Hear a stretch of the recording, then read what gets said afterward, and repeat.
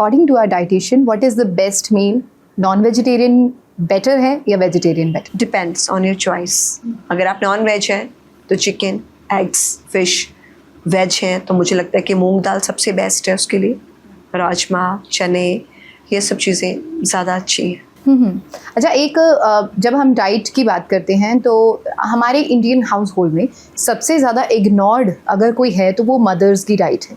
Mother's का ये होता है वो सबके लिए खाना बनाएंगी, लेकिन बचा हुआ खाना जो है, जैसे बच्चों ने छोड़ा या फिर हस्बैंड ने छोड़ा, उनका बचा हुआ खाना वो खा लेती हैं। कई बार ऐसा भी होता है कि वो अपने लिए बना के लाई, उनका भी खा लिया, उस वजह से they tend to gain weight, और वो अब इतना ध्यान फैमिली पे देने की वजह से वो अपने पे दे भी नहीं पाती। आपका उनको क्या राय है? इसी वजह से बहुत सारे मदर्स की डाइट मेरे पास चल रही है, क्योंकि मदर्स को ज़रूरत होती है सबसे ज़्यादा अच्छी डाइट लेने की। अगर मदर अच्छी है, हेल्दी है, तो हमारा घर हेल्दी है। अगर मदर ही बीमार हो जाएगी तो सारा घर उल्ट पुल्ट हो जाता है। सो मुझे लगता है कि अपनी मदर्स का ज़्यादा ध्यान रखना चाहिए, उनको सबसे पहले खाना देना चाहिए, हेल्दी खाना देना चाहिए। और बहुत सारी मदर्स जिन्होंने जवानी में अपना ध्यान नहीं रखा, अभी उनकी डाइट चल रही है, उनको मैंने कैल्शियम, विटामिन डी, ये सब चीज़ें ऐड की हुई हैं, वो अच्छे से खा रहे हैं। पहले जब मेरे पास आए थे तो उनसे उठा भी नहीं जाता था, बैक पेन होती थी, नी पेन होती थी, बैठ भी नहीं सकती थी।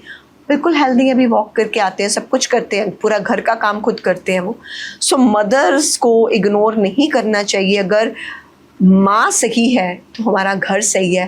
पहले तो मैं सारी मदर्स को ये बोलना चाहूँगी कि सबको बाद में परोस के दें, पहले खुद खाएं। मुझे पता है ये रील देखने के बाद भी कोई ऐसा नहीं करेगा, लेकिन अगर आप चाहते हो कि आप हमेशा यंग दिखो और हेल्दी दिखो, आपका घर अच्छे से रहे, बच्चे अच्छे से रहे, हस्बैंड अच्छे से रहे, सबसे पहले आपको फिट होना पड़ेगा। क्योंकि बच्चे भी पल जाएंगे, बड़े हो जाएंगे, हस्बैंड भी सब सेटल हो जाएंगे, लेकिन आपका ध्यान कोई नहीं रखेगा अगर आप खुद अपना ध्यान नहीं रखें। ठीक है। प्रेगनेंसी डाइट के बारे में मतलब कहा जाता है कि एक माँ को अपने साथ अपने बच्चे की न्यूट्रिशन पर भी ध्यान देना चाहिए। आजकल कुछ हार्मोनल डिसीजेस लाइफस्टाइल की वजह से पहले ही बहुत सारे इश्यूज चल रहे होते हैं मदर्स में। कुछ जेस्टेशनल डायबिटीज़ हो जाती है, किसी को कोई प्रॉब्लम है, बहुत सारे इश्यूज चल रहे हैं। उसमें सबसे इम्पॉर्टेंट चीज़ों का क्या ध्यान रखना चाहिए मदर्स को? सबसे पहले उस वक्त मदर को स्ट्रेस नहीं लेना चाहिए, खुश रहना चाहिए और जितना हो सके हेल्दी डाइट लेनी चाहिए। सुबह शाम वॉक करनी चाहिए, आयरन लेवल बहुत अच्छा रखना चाहिए, विटामिन डी अच्छा रखना चाहिए, विटामिन सी अच्छा रखना चाहिए। अगर हम आयरन लेवल हमारा अच्छा नहीं है उस वक्त तो हमें आगे जाके पिगमेंटेशन हो जाती है। और स्ट्रेस नहीं लेना, ज़्यादा मीठा नहीं खाना उस वक्त, एंड कोशिश करो सुबह शाम वॉक ज़रूर रखो। और जितना हो सके फ्रेश फ्रूट्स ले सकते हो, खजूर ले सकते हो, ड्राई फ्रूट्स ले सकते हो, सीड्स ले सकते हो, एंड फ्रेश जूसेस ज़रूर ऐड करो। कोकोनट वाटर ऐड कर सकते हो अपनी डाइट में। कोकोनट वाटर के बारे में क्या ख्याल है? सब मतलब कितना अच्छा है कोकोनट वाटर? कोकोनट क्या क्या फ़ायदे होते हैं? एक ऐसी चीज़ है जिसे कोई भी ले सकता है। कोई भी प्रॉब्लम वाला इंसान कोकोनट वाटर ले सकता है और इंस्टेंट आपको एनर्जी देता है। कोई भी आपको प्रॉब्लम है, आपने कितनी सारी मेडिसिन खाई हैं, उसको वॉश आउट कर देता है और आपकी स्किन को हेल्दी बनाता है, आपके हेयर को हेल्दी करता है।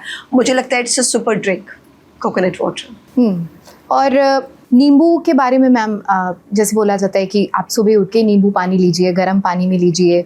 कुछ लोग एप्पल साइडर विनेगर की तरफ जाते हैं, तो वेट लॉस में क्या ये सारी चीज़ें बहुत ज़रूरी हैं लेना? मुझे लगता है कि नींबू पानी बेस्ट है। अगर सुबह उठ के आप एक गिलास गुनगुने पानी में थोड़ा सा नींबू निचोड़ के एक चुटकी पिंक सॉल्ट डालते हैं तो बहुत अच्छा है।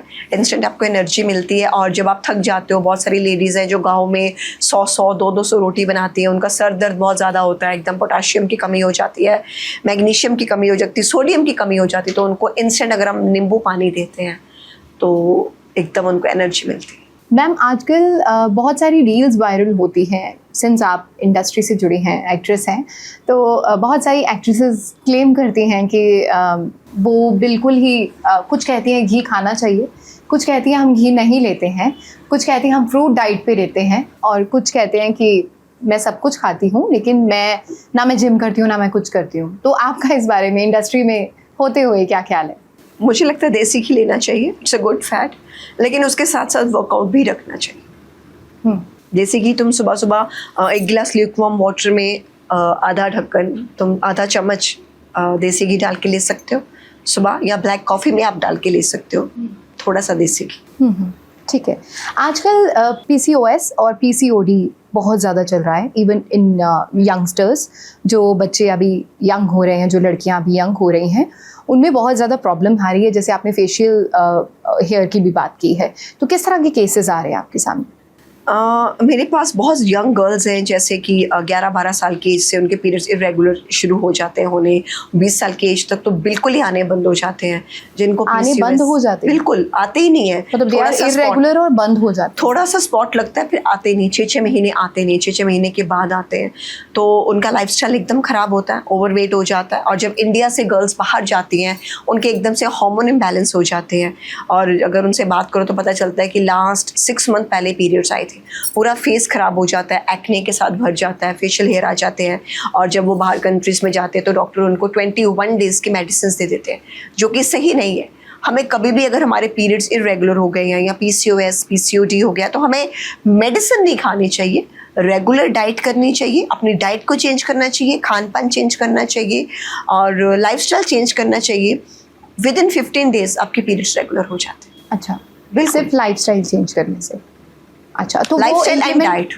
तो आपके पास कौन सी एज तक की लेडीज आती हैं आजकल? जो प्री मेनोपॉज वाला स्टेज है, जी। वो भी आई थिंक शिफ्ट हो गया है, जल्दी आ गया। 35 की एज में पेरी मेनोपॉज हो रहे हैं, एंड देन उसके बाद पहले तो जैसे थी 50 की एज तक पीरियड्स आते थे, आजकल 11 साल की एज में अगर पीरियड्स शुरू हो रहे हैं, 8 साल की उम्र में या 9 साल की उम्र में, तो 35 तक तो पीरियड्स खत्म हो रहे हैं। अगर लाइफस्टाइल अच्छा नहीं है, अगर लाइफस्टाइल अच्छा है तो बहुत सारी गर्ल्स हैं जिनको 50 साल की एज में भी पीरियड्स आ रहे हैं। It's all depend on your diet and your lifestyle. आपका लाइफस्टाइल अच्छा है, आपकी डाइट अच्छी है, तो आप 50-55 तक भी आपके पीरियड्स रेगुलर रहेंगे। तो सिंस आपके बहुत सारे यंग पेशेंट्स हैं, तो क्या आपने कॉमन चीज़ नोट की है? क्या वो बहुत ज़्यादा जंक खा रहे हैं, इस वजह से उनको ये सब कुछ? लाइफस्टाइल, स्ट्रेस लेवल बहुत ज़्यादा है, बच्चों में भी एंजाइटी बहुत ज़्यादा है, और बाहर का जंक फूड सबसे ज़्यादा, burger, pizza, cold drinks, cookies, इसकी वजह से उनके हार्मोन्स एकदम तहस नहस हो गए। हेयर फॉल बहुत ज़्यादा हो रहा है, थायराइड की प्रॉब्लम हो गई है,